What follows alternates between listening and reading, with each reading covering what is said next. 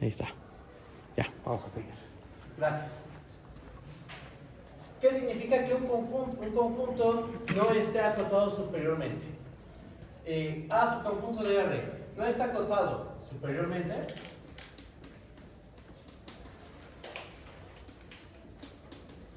¿Sí? A ver, y antes de poner la negación, vamos a recordar lo que es estar acotado superiormente. Acotado superiormente, ¿qué es? Que exista una M, un número real, tal que para todo x en A se tiene que x es menor o igual a m. Esta es la definición de acotado superiormente. Olvídense de lo de arriba. Esto que escribí aquí es la definición de conjunto acotado superiormente. ¿Cuál es la negación? Pues que no existe un número real que quede por encima de todos los elementos de A. Esa sería la negación. ¿Cómo podemos escribir eso de una manera matemática, una manera formal, con estos cuantificadores del existen para todo? A ver, por ejemplo, existe un M real. Vamos a escribirlo así. Y ustedes me dicen si esto es correcto. Voy a poner un para todo. Para todo número que tú te tomes, para toda supuesta cota superior que tú tomes, supuesta cota superior, siempre va a existir un elemento en el conjunto A tal que es lo contrario al menor o igual, a que x sea menor o igual a m. Pues que x sea mayor o igual a m. Mayor, ¿no? Ajá, mayor, x sea mayor o igual a m. Ahí está. Fíjense lo que estamos diciendo aquí. No, no está acotado superiormente, sí, ¿qué pasa? Si para todo número que tú propongas como supuesta cota superior, tú tomas un número real, el que quieras. Puedes tomar uno enorme. Aquí está la recta real, imagínense. ¿Puedes tomar esta m? No importa qué m tomes, tomas esta y es enorme, a lo mejor es el número 10 millones, ¿no? Vamos a poner un valor. Pues no importa. Si este conjunto no está acotado superiormente, hay un elemento de A que queda por delante de m. Que a lo mejor la m que propusiste es incorrecta. Toma otra m. Tomas una m más grande. Vas a encontrar otro elemento en A que queda por delante. Ajá. Esa es la definición de que un conjunto no esté acotado superiormente. Para cualquier supuesta cota superior, hay un elemento del conjunto A que queda por delante. Esa es la definición de un conjunto que no está acotado superiormente y es simplemente, se obtiene de simplemente negar la definición de conjunto acotado superiormente. ¿Ok? Un dibujo. Maestro, ¿qué significa ese subíndice M? Es que qué bueno que preguntas eso. Este punto X depende de quién sea esta M.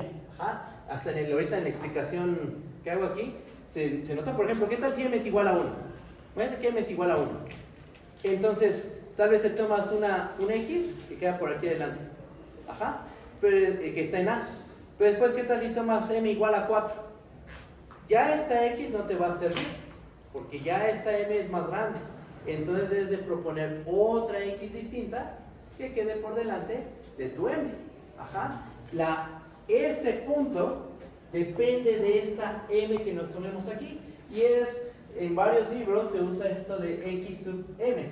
Si este valor depende de otra variable, lo usual es ponerle un subíndice donde se le haga notar la dependencia. Este punto depende de quién sea M. Si M es igual a 1, hay un cierto puntito que queda por delante. Pero si M es igual a 2, ese primer punto que tomaste ya no te va a servir. Te va a servir otro distinto. Dependiendo de quién sea M, tú te vas a tomar este elemento de A, que lo rebase. Aquí tendría que ser un mayor estricto, ¿verdad? Ahí está.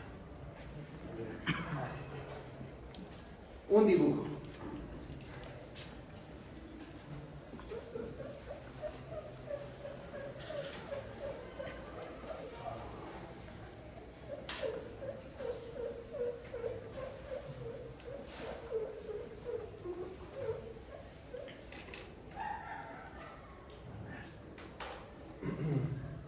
¿Cómo se ve esto gráficamente? Se ve de la siguiente manera.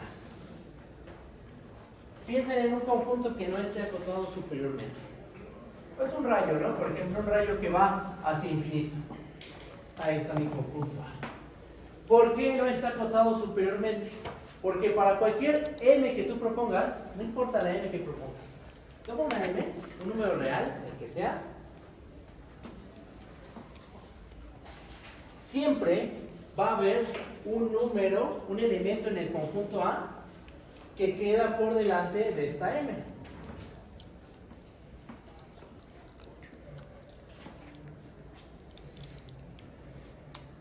Y aquí es donde les digo, a ver, ¿qué pasa si esta m no lo hubiera puesto aquí? Y lo hubiera puesto hasta acá adelante. ¿Este punto nos hubiera servido?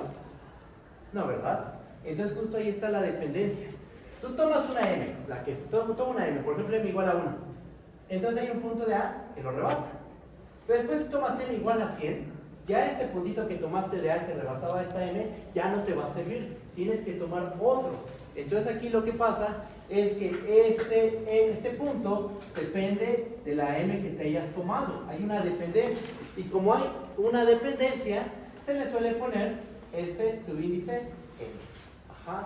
Esto lo van a ver nuevamente cuando trabajemos el concepto de límite. Cuando uno escribe la definición de límite, escribe algo así. Para todo número positivo, existe otro número positivo que depende del número positivo anterior. Entonces se pone delta de epsilon. Ajá. Tal que, bueno, ahí dice algo, la definición de límite, ¿no?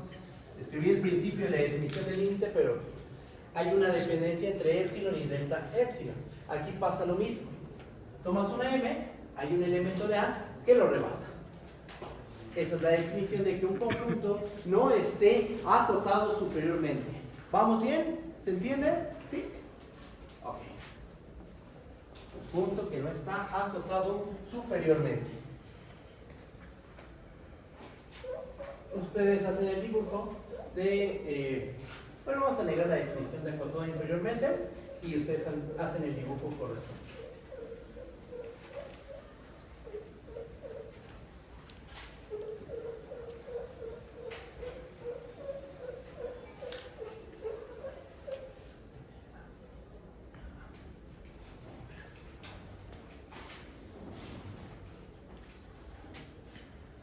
A subconjunto de R no está acotado inferiormente. Sí, ¿qué pasa? Sí, ¿sabes? Si para todo número real n que te tomes, siempre hay un elemento del conjunto A que queda por debajo de esa supuesta cota inferior. Es la misma idea. Tú tienes la definición de cota inferior. Vamos a negar esa definición. Es lo que tenemos que hacer, negarla. Ajá. Y lo que nos termina quedando es lo siguiente. Para que un conjunto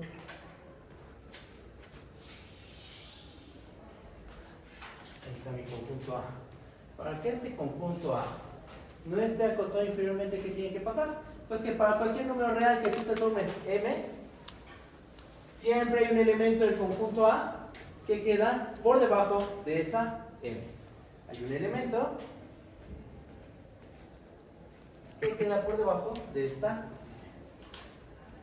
Ya les hice la idea geométrica, ya di la negación de acotado inferiormente.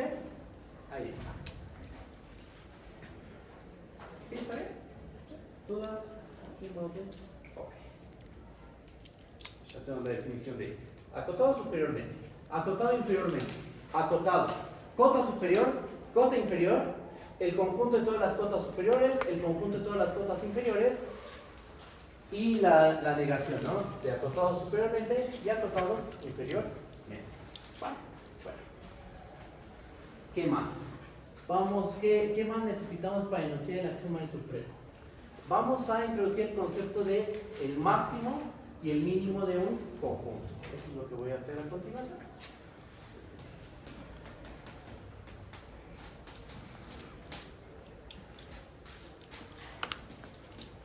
sea subconjunto de los reales.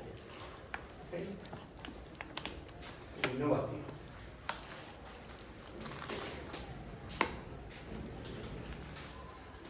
Decimos que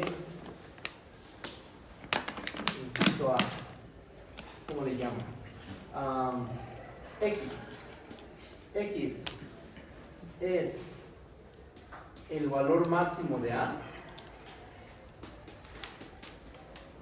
La definición de máximo. Voy a dar la definición de máximo, exactamente. X es el valor máximo de A si pasa lo siguiente. Tiene que pasar dos cosas. Para que X sea el valor máximo de A o sea el máximo de A, tienen que pasar dos cositas. Una es que X es un elemento de A. El valor máximo de un conjunto se encuentra en el conjunto. Ajá. Y dos, para todo A en A es menor o igual a X. Entonces, para que X sea el elemento, el valor máximo de A o el máximo de A, ¿qué tiene que pasar? X tiene que ser un elemento de A y además el más grande. Todo elemento de A queda por debajo de X. Debajo o igual a X. ¿Ok? Esa es la definición de valor máximo o el máximo. En tal caso,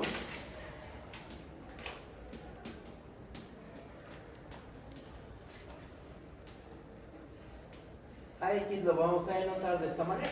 Lo usual es denotar al máximo de esta forma.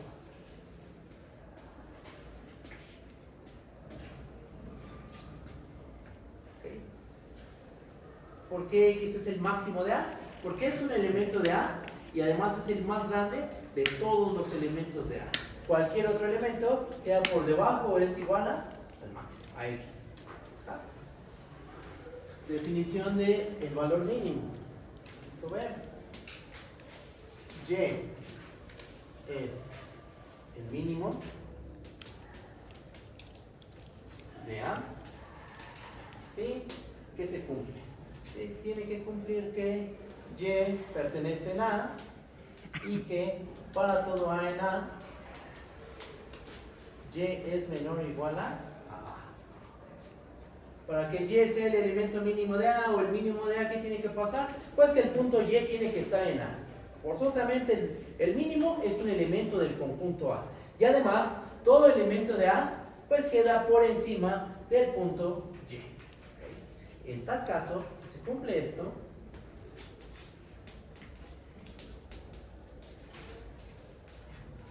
esas condiciones, tenemos que Y lo vamos a escribir de esta manera. El mínimo, así lo vamos a escribir. Máximo de A, mínimo de A. Tenemos la definición de elemento máximo, tenemos la definición de elemento mínimo y estos dos conceptos nos van a servir para estudiar al supremo y al ínfimo de un conjunto. Ahorita van a ver. Vamos paso a paso. Esto lo estoy haciendo paso a pasito. ¿Ah? En algunos libros, por ejemplo, no introducen el concepto de máximo y mínimo para hablar del supremo y el ínfimo de un conjunto. Yo sí, porque también el supremo de un conjunto se puede ver en términos de máximos y mínimos. ¿Ah? Se puede ver de esta manera. Entonces voy a tratar de ver el supremo de todas las formas posibles. Ajá. El supremo es tal cosa, ¿ok?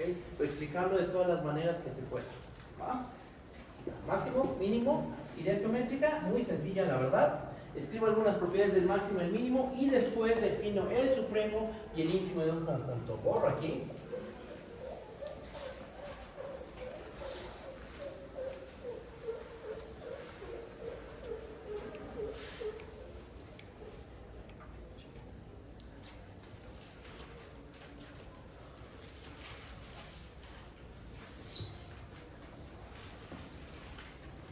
Nos vamos a hacer más casos. A ver, por ejemplo, este intervalo. Este intervalo tiene elemento máximo intuitivamente. Después vamos a hacer ejemplos ya formales. Igual van a ser conjuntos sencillos o después un conjunto más sofisticado, pero la idea que desarrollemos aquí es la misma que vamos a ocupar para los ejemplos un poquito más complejos. Ajá. Entonces, este es mi conjunto A. ¿Tiene máximo? Sería este punto, ¿verdad? Este sería el máximo. ¿Tiene elemento mínimo? Sí, ¿verdad? También tiene elemento mínimo. El elemento mínimo es este. Muy bien. Ahora, por ejemplo, ¿qué tal si mi conjunto ahora es así?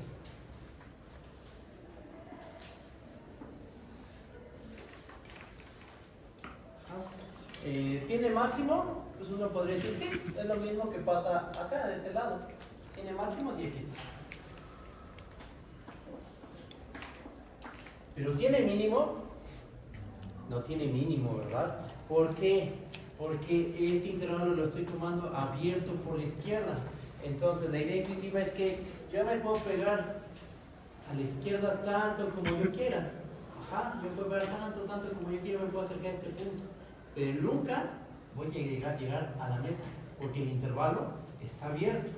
Entonces no puede haber elemento mínimo. Tú dices, este es el elemento mínimo, y no es verdad, porque aquí adelante hay otro elemento que está en el conjunto. Después tomas este como elemento mínimo, y a la izquierda hay otro elemento del conjunto A. Entonces, este es un ejemplo de un conjunto que tiene elemento máximo, pero no existe el mínimo de A. Y está acotado inferiormente. Ajá, está acotado inferiormente, no existe el mínimo, está acotado superiormente, tiene máximo. ¿Qué otro caso podría ocurrir? Como el reflejo, ¿no? Este. No tiene máximo.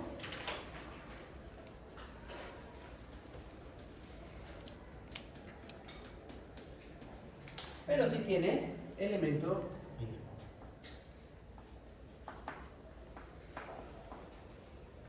Pues otro caso que es que no tenga máximo y tampoco tenga mínimo. Ajá. Este. Bien puesto el color. Bueno, ahí está, ese intervalo abierto. No tiene máximo. Y tampoco tiene mínimo. Porque recuerden las dos condiciones para que algo sea máximo y sea mínimo. Porque uno podríamos pensar que el extremo izquierdo del intervalo es el mínimo. Pero no, porque el extremo izquierdo sí cumple una condición. Es más pequeño que todos los elementos de A. Efectivamente, el extremo izquierdo. Eso sí. Pero no se encuentra en el conjunto A. ¿Ok? Tiene que cumplir estas dos condiciones, el mínimo. El elemento tiene que estar en A y debe ser más pequeño que todos los elementos de A. Uno podría pensar, este extremo izquierdo es el mínimo de A. No, porque no se encuentra en el conjunto A. Ahí está el problema. Lo mismo pasa aquí con el elemento máximo. Este no es el elemento máximo porque no, el extremo derecho. El extremo derecho no es el elemento máximo porque no se encuentra en el conjunto A. Y aquí está junto. Bueno, este es un caso donde no hay máximo y no hay mínimo. ¿Me comprenden? ¿Sí está bien?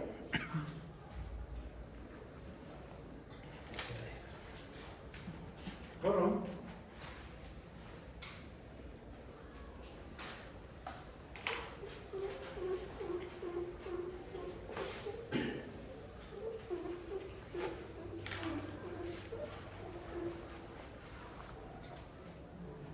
Ahora lo que voy a hacer es definir el supremo y el ínfimo. No, primero voy a ver propiedades del máximo y el mínimo. Yo no las voy a demostrar, se las voy a dejar a uno de mis ayudantes.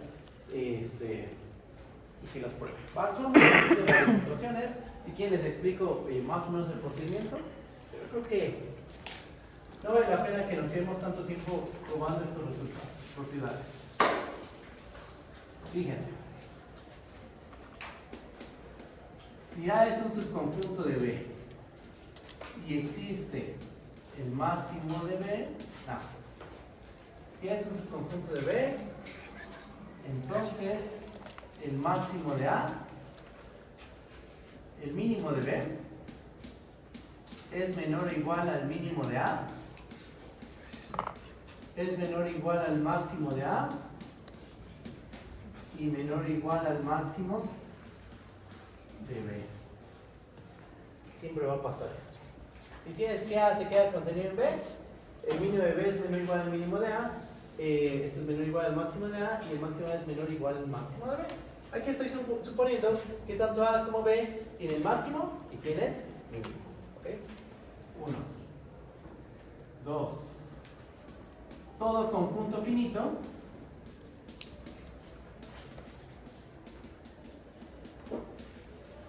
tiene máximo y mínimo. ¿Cómo se demuestra el inciso 2? Por inducción matemática. Sobre el número de elementos que tiene el conjunto. Conjunto finito, ¿cuántos elementos puede tener? Podría ser un conjunto con un elemento, o un conjunto con 2 elementos, o con 3 elementos, o 4 o 5. Entonces uno aplica inducción sobre el número de elementos que tiene el conjunto. Se hace una inducción matemática usual. No usas inducción fuerte. Inducción matemática usual. ¿Va? 3.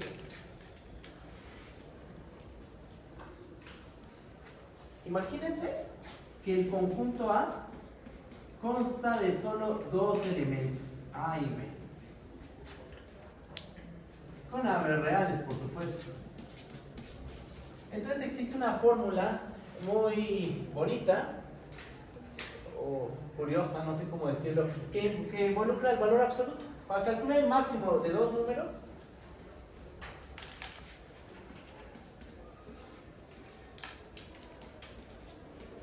tú lo que tienes que hacer es lo siguiente. Si tú quieres calcular el máximo entre el número A y el número B, tú tienes que aplicar esta fórmula.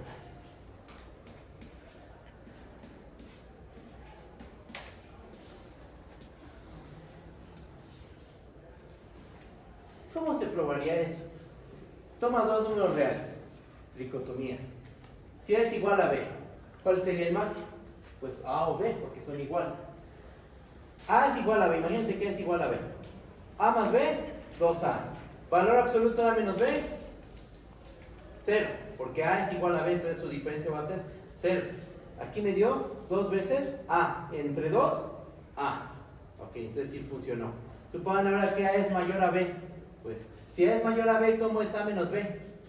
Mayor que 0, entonces el valor absoluto lo puedo omitir. A con A, 2A. B con menos B, se cancelan. 2A entre 2, Dios dio A, que era el máximo. Algo similar se hace cuando B es mayor que A. O sea, para demostrar esa igualdad, háganlo por casos. Con la tricotomía de los reales, pueden suponer caso 1, A igual a B. Caso 2, A mayor a B. Caso 3, B mayor que A. Y hay una fórmula también para el mínimo. El mínimo de 2 números es igual a más B menos valor absoluto de A menos B entre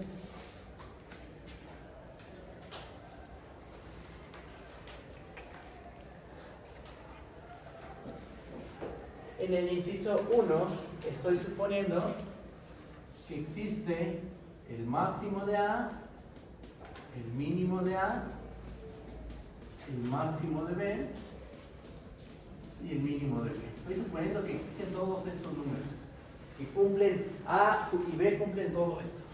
¿Va? En el inciso A, inciso 1. Ya creo que con las propiedades es más que eso. Son muy fáciles de probar, pero la más sencilla es el 3. La 2 pues es un poquito truculenta, no es tampoco algo muy complicado, pero creo que es un buen ejercicio de inducción. Porque uno lo ve así y uno dice, ¿cómo voy a aplicar inducción? Ah, pues aplicas inducción sobre el número de elementos que tiene el conjunto, sobre la cardinalidad del conjunto. Es un conjunto finito, entonces debe tener o un elemento, o 2 elementos, o 3, o 4, o n elementos. Entonces aplicas inducción matemática sobre el número de elementos. Y el inciso 1 es jugar muy bien con las definiciones de máximo y mínimo. Aquí hay que tener, en el inciso 1 hay que tener muy claro el inciso A y el inciso B. Las definiciones de máximo. ¿Va? Queda como ejercicio para los ayudantes, para que ustedes con los ayudantes vean estos problemitas. Y yo les pido que hagan estos ejercicios. ¿Va? Ahora sí. vamos a dar la definición de supremo.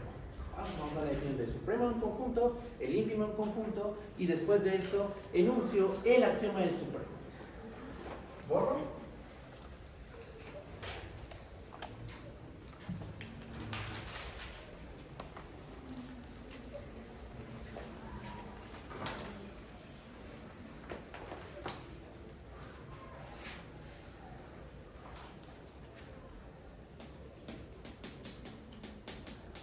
Definición. A ver, ¿qué necesitamos? Vamos a tomarnos un conjunto A. O sea, A subconjunto de R. Y alfa, un número real. Voy a empezar con la definición de supremo. No quiero introducir las dos porque quiero que se concentren en lo que dice la definición de supremo. ¿Va? Tomo A subconjunto de R y alfa un número real. Decimos que alfa es el supremo de A si pasa lo siguiente. Tienen que suceder dos cosas. Miren, para que alfa sea el supremo de A, tiene que ocurrir, inciso A, que alfa sea una cota superior de A. Alfa es cota superior de A. Aquí voy a poner un paréntesis. Y ahorita al ratito escribo algo. Primera condición, alfa debe ser cota superior de A. Pero además de eso, de ser cota superior de A, tiene que ser la más pequeña de todas las cotas superiores, que es justo lo que dice el inciso B. Si beta es cualquier cota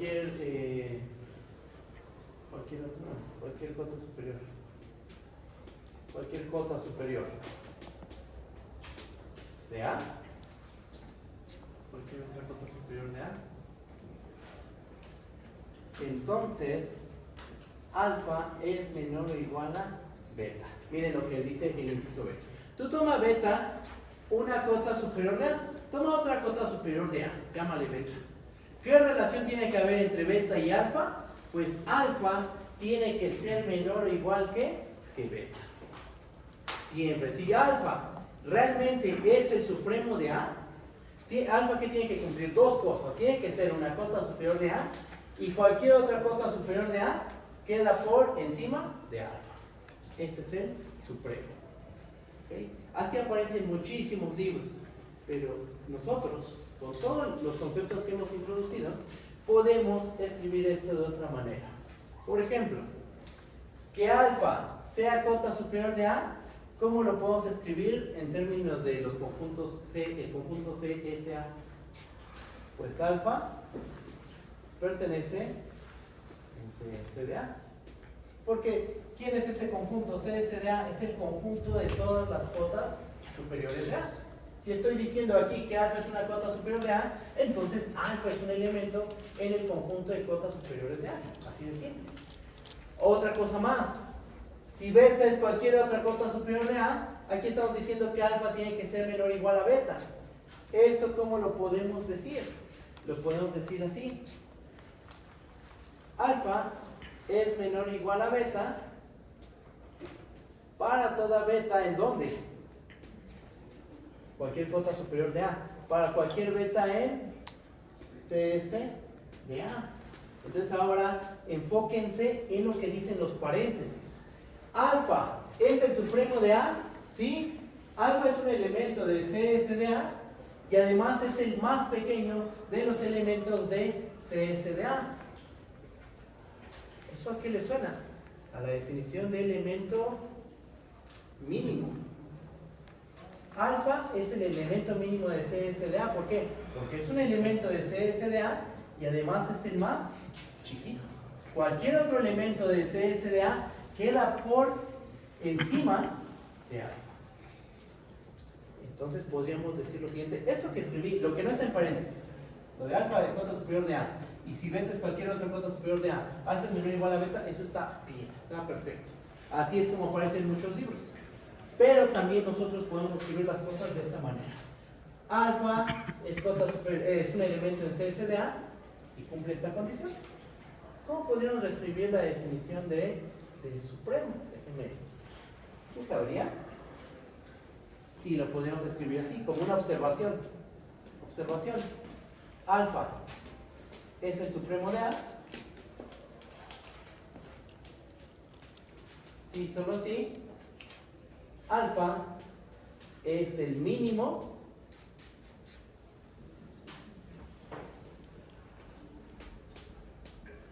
en CSDA. O sea, alfa es la mínima cota superior del conjunto A. Esa frase que acabo de decir es muy común verla en los libros de cálculo. Se aborda el axioma del supremo. Alfa es la mínima cota superior. ¿Por qué la mínima? Porque justo alfa es el mínimo en el conjunto de las cotas superiores de A. Aquí está formalizado. Al pedir que alfa sea cota superior de A, estamos pidiendo que alfa sea un elemento en CS de A. Al pedir esto de que si beta es cualquier otra cota superior de A, debe de suceder que alfa es menor o igual a beta, lo que estamos diciendo es que alfa es el elemento más chiquito en el conjunto de las cotas superiores. Unes esto con esto de aquí y lo que estás diciendo es que alfa es la mínima cota superior de A. Es el elemento mínimo en el conjunto de las cotas superiores. Ese es el supremo. ¿Me comprenden? ¿Sí vamos bien? ¿Dudas? Díganme, por favor. ¿Tienes dudas? Díganme. Alfa pertenece a por la definición del mínimo que Alfa pertenece a CSDA. Va a ser mínimo, es mínimo, pero ¿de qué conjunto? Es el mínimo de CSDA. No de A, es el mínimo de CSDA. Y entonces, alfa, ¿qué tiene que cumplir? Ser elemento de CSDA, si lo es. Y es el más pequeño, también lo es. Entonces no pertenece a... No tiene por qué pertenecer a A. Puede pertenecer a A o puede que no pertenezca a A. Ahorita hacemos ejemplos de eso que comenta. Un dibujo, vamos a hacer un dibujo.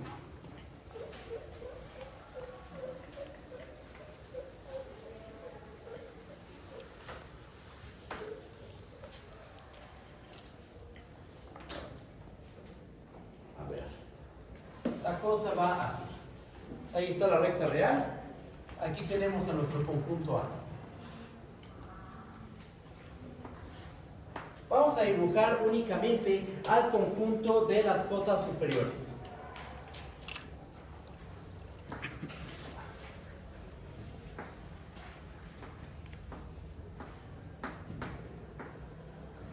Ahí, quedó bien. ¿Quién es el supremo de A en este dibujo? Tiene que ser este puntito que está aquí. Este puntito, este aquí. Es el supremo. Así se escribe el supremo de un conjunto. Sub de A. Sub de A denota al supremo del conjunto. ¿Ok? En el dibujo se ve todo lo que acabamos de escribir formalmente. Ajá. ¿Qué tiene que ser alfa? Tiene que ser cota superior de A, pero debe ser la mínima, la más pequeña. Es el mínimo en el conjunto de todas las cotas superiores de A. Es la mínima cota superior. Hay un montón de cotas superiores de A. Esto de hecho, hay muchísimas cotas superiores. Pero aquella que sea la más pequeña de esas cotas superiores, la vamos a llamar el supremo de A. Y observen esto. En este dibujo yo puse un intervalo abierto, el cual no tiene máximo. Este no tiene máximo por lo que comentamos hace rato, ¿no? No tiene máximo porque está abierto por la derecha. Pero fíjense que sí tiene supremo. ¿Okay? Tiene supremo, pero no hay máximo. Eso puede ocurrir. ¿Okay? Tiene supremo, pero no tiene elemento máximo del conjunto. El supremo es simplemente la mínima cota superior de todas las cotas superiores del conjunto A. Tómate la más chiquita. Y ese es el supremo. Ya, el que sí tiene que estar en el conjunto es el máximo. Es el máximo, exacto. El máximo de un conjunto tiene que estar en el conjunto y ser el elemento más grande. Y aquí está, el máximo sería este. Y tiene que estar en el conjunto A. ¿Cómo vamos? ¿Vamos bien? ¿Sí se va entendiendo? Sí. Ahorita se introdujeron varios conceptos y a lo mejor pues uno se va enredando un poquito, pero si se cuenta, no, todo está relacionado, muy relacionado. Acotado superiormente, acotado inferiormente. Cota superior, cota inferior. Conjunto acotado. No estar acotado superiormente, no estar acotado inferiormente. Máximo, mínimo, supremo, ínfimo. Es todo lo que hemos definido hasta este momento y todo está muy relacionado. Aquí relacionamos mínimo con supremo. ¿Ok? Eso es lo que hicimos. Ahora, ¿qué nos falta? Dar la definición de ínfimo. Voy a dar la definición del ínfimo. El intervalo de la punta superior de la punta inferior puede ser un intervalo cerrado. ¿Cuál? ¿El conjunto de cota superior? Ajá. Sí, se puede probar. De hecho, lo vamos a probar más adelante. El conjunto de todas las cotas superiores de un conjunto A siempre va a ser un intervalo, un rayo cerrado. Siempre va a ser un rayo cerrado. Si es que existe el supremo, si es que hay supremo, va a ser un rayo cerrado que va hacia infinito.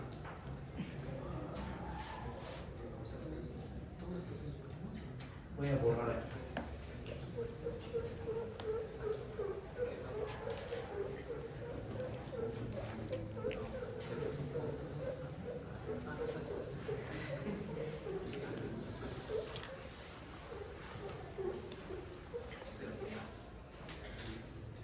Otra definición. Ya es la definición de la mínima cota superior, también conocido como el supremo del conjunto. Así se denota el supremo, ¿eh? Esto es notación. ¿Esto qué es? Este es el supremo de A. Así lo denotamos. Ahora vamos a dar la definición de ínfimo, de la mayor cota inferior. Ahí va. Toma A, subconjunto de R. Y beta, un número real. Esta letra es beta, según yo esta es la letra beta, ¿ok? Decimos que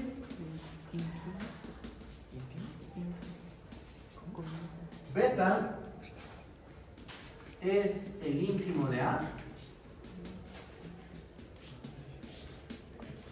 si pasan dos cosas, igual que en la definición de supremo. ¿Qué tiene que cumplir beta para ser el ínfimo de A? Tiene que ser una cota inferior de A. Beta es cota inferior de A. ¿Ok? ¿De qué otra manera podemos escribir el inciso A? Podemos decir que beta pertenece a CI de A. Beta pertenece al conjunto de cotas inferiores del conjunto A. Esto y esto están diciendo lo mismo. ¿Va? Inciso B. ¿Qué más tiene que cumplir el ínfimo? Si, ¿cómo le llamo? ¿Cómo le llamé? Beta. Ah, bueno, si gamma es cualquier otra.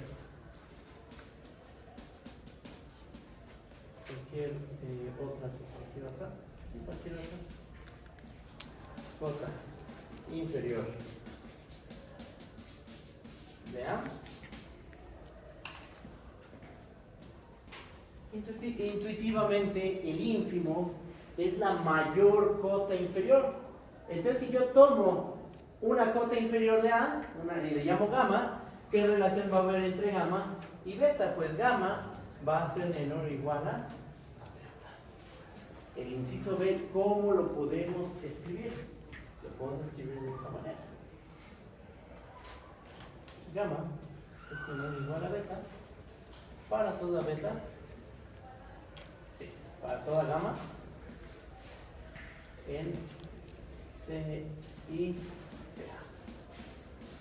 Ahí está. Y entonces podemos hacer la misma observación. Bueno, antes de hacer la observación, en tal caso, en el caso de que se cumpla todo esto, en el caso en que beta es el ínfimo de A, ¿cómo vamos a escribir a beta? En tal caso, beta lo vamos a escribir así.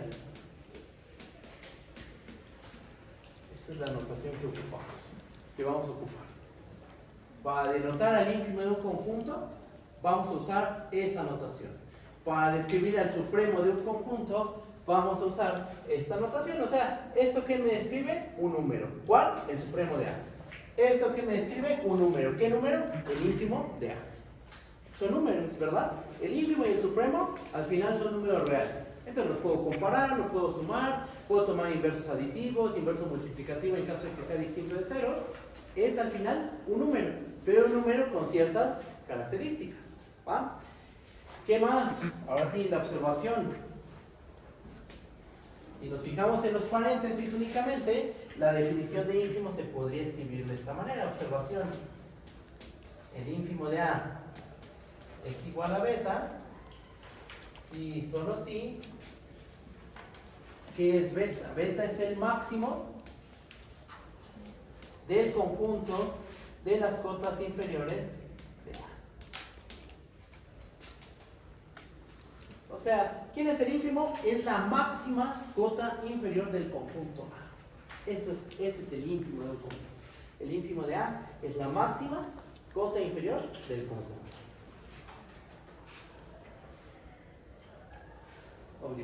Que yo creo que podría hacerlo ahí, donde está el dibujo del supremo. Abajo, abajo, creo que está bien.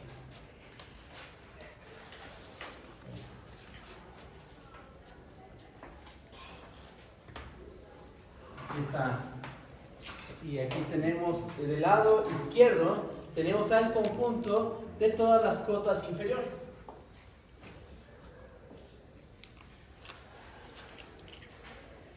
¿Quién es? Si el conjunto de color naranja es A, el conjunto de color azul es el conjunto de todas las cotas inferiores de A. ¿Quién es? ¿Cuál es la máxima cota inferior de A? ¿Cuál es el elemento máximo en el conjunto de las cotas inferiores de A? Intuitivamente, porque simplemente es un dibujo, no es algo formal, solo estamos dando una idea geométrica de lo que está pasando. Este cuate viene a ser la máxima cota inferior, o dicho de otra forma, el ínfimo.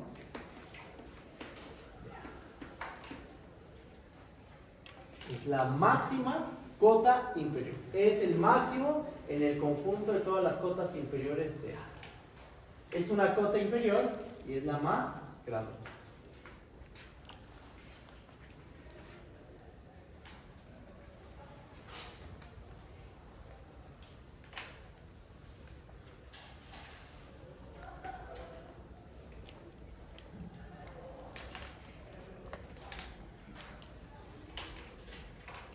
Ese punto es beta, ¿verdad?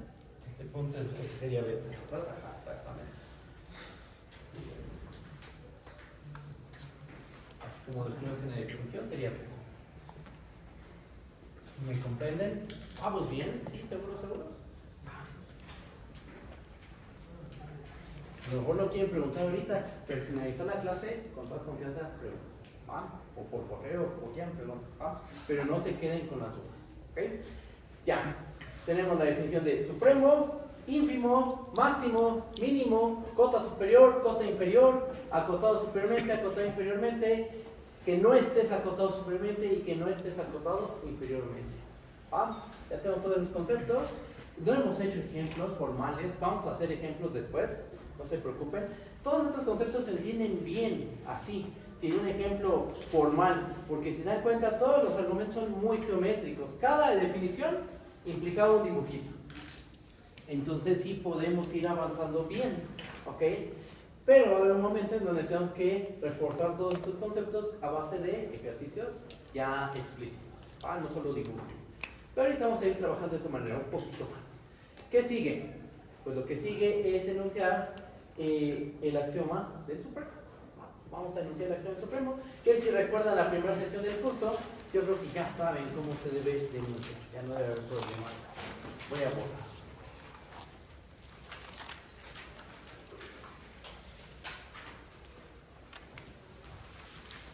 Y esto es lo último de lo que nos faltaba hablar de toda nuestra axiomática de la recta real. El axioma del supremo. Yo les dije cuando empecé a introducir la axiomática que el acción supremo lo vamos a ver después. Les di una idea geométrica, pero ahorita ya estamos introduciendo todos los conceptos correspondientes para describir de manera formal, enunciar de manera formal el axioma del supremo.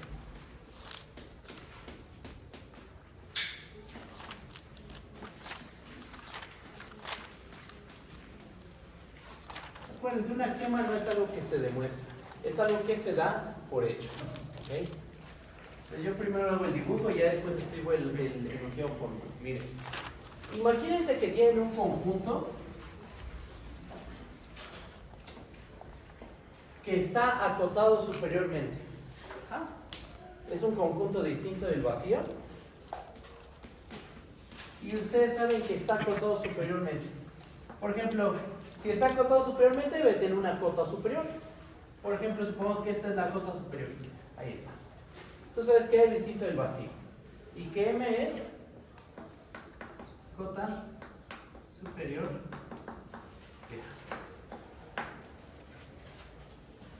Entonces, uno, ¿qué puede inferir? ¿O qué puede imaginar que va a suceder? Pues si hay una cota superior, entonces podemos empezar a mover de esta cota a la izquierda. Vamos moviendo, hasta llegar a este punto. Este punto, ¿quién va a ser? ¿Quién va a ser ese punto? ¿Quién va a ser? El supremo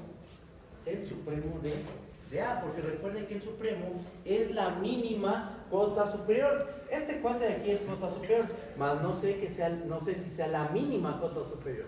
Entonces, ¿qué puedo hacer? Me paro en este punto y me empiezo a mover a la izquierda hasta llegar a esta parte de la recta. Y entonces obtengo el supremo de A. Ajá. Yo no podría pensar que eso siempre se puede hacer, ese procedimiento siempre lo puedo realizar. Pues fíjense que con nuestra axiomática que tenemos hasta ahorita, eso no lo podemos verificar. De hecho, lo que tenemos que hacer es introducirlo como un axioma. Todo conjunto acotado superiormente, no vacío, siempre va a tener mínima cota superior.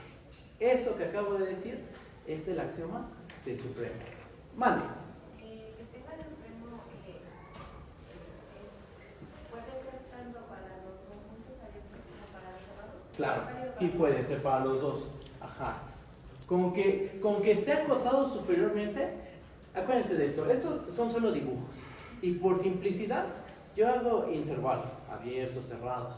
Ya cuando empezamos a ver los ejemplos explícitos, ya te diga, tomemos A como el conjunto de los puntos de la forma 1 entre n, unión en 0. Tomemos a A como esta unión finita de puntitos, esta conjunto finito de puntos, unión de estos rayos, pues ya no van a ser intervalos, van a ser otro tipo de conjuntos y podemos hablar de el supremo, el ínfimo, cota superior, cota inferior. ¿Va? Entonces, esto que parece que se puede demostrar, no podemos demostrarlo. Tenemos que introducirlo como un axioma. Todo conjunto no vacío, acotado superiormente, aquí está la cota, siempre va a tener supremo. Profe, Manda. pero no lo podemos demostrar por las definiciones que acabamos de dar. No podemos. O fue al revés, más bien primero se hizo esto y después se hicieron las definiciones. O sea, yo aquí definí lo que es el supremo y el ínfimo, mas no he garantizado que exista. O sea, yo definí el supremo como qué cosa. El supremo de A, ¿qué es? Es un número que quede cumplir. Debe ser cota superior de A y debe ser la mínima cota superior. Ajá. Pero un conjunto que está acotado superiormente, ¿debe tener supremo? Ahorita, hasta este momento no lo sabemos. Un conjunto que está acotado superiormente, ¿necesariamente tiene que tener supremo? No lo sabemos. Yo definí supremo de un conjunto. Yo definí el ínfimo de un conjunto. Pero yo no sé si yo tomo un conjunto acotado superiormente, yo no puedo asegurar que tenga supremo. Yo ya definí el supremo, pero yo no sé si ya que doy un ejemplo explícito, yo no sé si ese conjunto tenga realmente un supremo o tenga un ínfimo.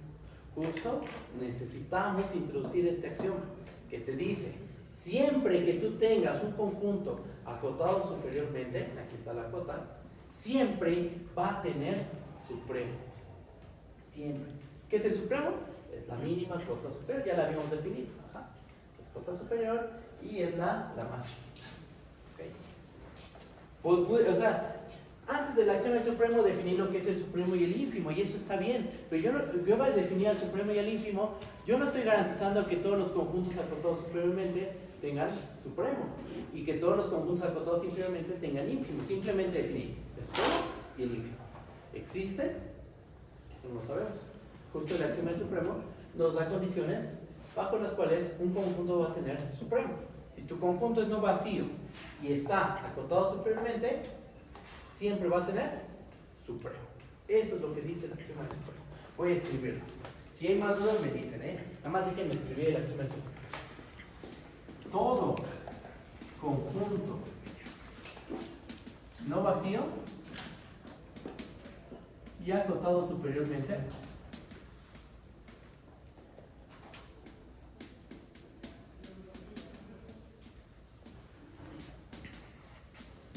tiene, o sea, bajo estas condiciones siempre existe este número.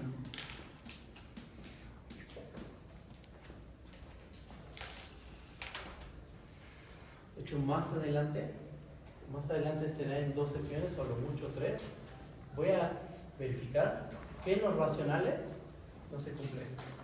En el conjunto de los números racionales yo te voy a poder mostrar un conjunto que está acotado superiormente, pero que carece de supremo. Ajá. Y aún así en los racionales yo puedo definir, imagínate que tu campo es el campo de los números racionales. En el campo de los números racionales yo puedo definir el concepto de supremo, ínfimo, cota superior, cota inferior, todos los conceptos. Pero no va a pasar esto. ¿Ah? Esto no va a suceder. Esto no va a suceder en el campo de los racionales. Pero en el campo de los reales sí. Lo estoy pidiendo. Estoy pidiendo en mi axiomática, le pedí propiedades a la suma. La suma debe cumplir estas propiedades. El producto debe cumplir estas otras propiedades. El orden también debe cumplir ciertas propiedades. ¿Y qué más? El axioma del supremo. El axioma del supremo yo quiero que lo cumplan, lo voy a meter en mi axiomática. ¿Ah? Con todo eso queda modelada la recta real. Entonces, este es un hecho, no se va a demostrar, es un axioma. Justo aquí dice, axioma del supremo. Todo conjunto no vacío, ya acotado superiormente, siempre tiene supremo. Si tienes un conjunto no vacío y que está acotado superiormente, ya puedes garantizar que va a tener supremo. ¿Ok? ¿Vamos bien? ¿Cómo lo ven? ¿Qué diría el axioma del ínfimo?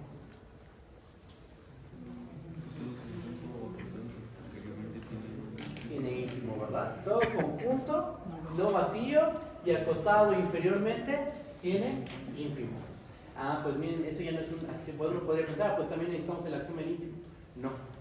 Suponiendo el axioma del supremo, vamos a tener, ya no va a ser el axioma del ínfimo, va a ser el teorema del ínfimo. La manera usual es dar por hecho esto y probar el teorema del ínfimo. Pero también podríamos suponer el axioma del ínfimo, todo conjunto acotado inferiormente tiene ínfimo, y con eso probar el teorema, lo que vendría a ser ahora el teorema del supremo. ¿Okay? Vamos a hacerlo de la manera tradicional. Suponemos esto y vamos a demostrar el teorema del ínfimo. Ese teorema no es difícil, pero se me hace una prueba muy muy bonita. Entonces la voy a hacer de 2 formas distintas. Las 2 maneras son súper geométricas. Bueno, hay una muy geométrica que es reflejar respecto al origen. Tienes tu conjunto A, aquí está el origen. Lo vamos a reflejar respecto al origen. Entonces, si aquí eras acotado inferiormente, al reflejar vas a estar acotado superiormente. Y entonces vas a aplicar axioma del supremo. Esa es una prueba, una manera de probar el teorema del ínfimo. Otra es trabajar con el conjunto de las cotas superiores y el conjunto de las cotas inferiores, que es más o menos como nosotros lo hemos manejado.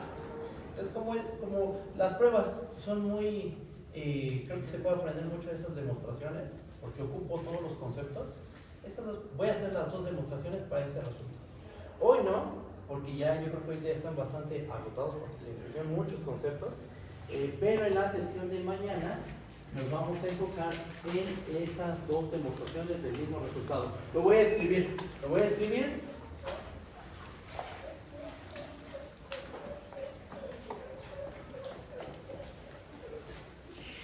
Mañana probamos estos 2 resultados.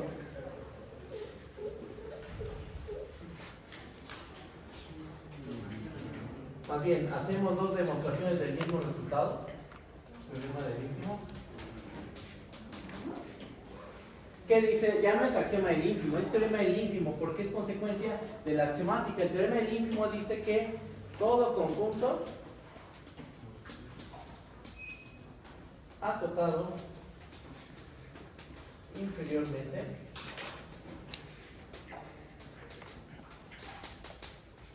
tiene ínfimo. Todo conjunto acotado inferiormente tiene ínfimo. Vamos a hacer dos demostraciones de este resultado, muy bonitas, a mi punto de vista son pruebas muy bonitas, las vamos a hacer. Después vamos a probar que los naturales no están acotados superiormente. Vamos a probar que el principio de divisibilidad infinita. Y bueno, después de hacer algunos ejercicios de supremo, ínfimo, pasamos a definir los conjuntos densos. Y ya definiendo densos, yo acabo el tema de las propiedades de los números reales y empiezo con el tema de funciones. O sea, por mucho, yo el martes de la siguiente semana, yo ya acabé el tema de números reales. Ya acabé todo el tema de números reales. Paso a funciones, es un tema más corto, por lo que ya va a ver Cristian, que me va a apoyar en esa parte. Pues yo acabo, pues a lo mucho en 2 semanas. 3 semanas. Y de ahí ya viene el examen. ¿Va? Cualquier duda, díganme por favor, ¿eh? No lo dejen al final. Nos vemos mañana. Mañana yo voy a dar clase, ¿vale? Bye bye. Se está corriendo.